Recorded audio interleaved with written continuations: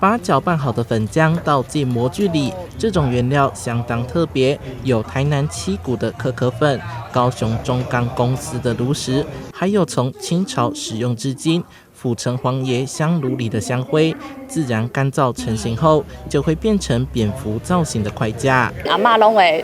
去庙里求香火蛋，互阮家讲来保平安，可以当摕来做迄个放伫的架，安尼我感觉真神奇。蝙蝠筷架就想会当互即个香火会当搁延续，甲即个变落的福气来传递每一个信众。会用蝙蝠造型设计，是因为城隍庙的窗花或是对联上都有蝙蝠，加上东方对蝙蝠有特殊的意涵，所以大小朋友也拿着学习单寻找庙内的蝙蝠。城隍乐土，永续幸福。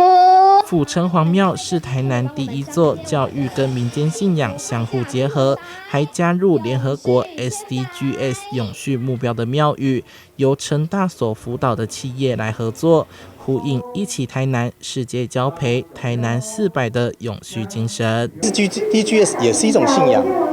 大家应该多亲近这边了解我们这些庙方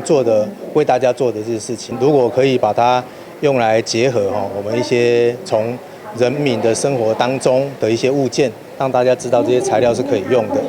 那这个永续概念才能够推动。产官庙三方合作，让庙宇永续发展，宗教优质化，营造民众生活幸福感。记者收海台南报道。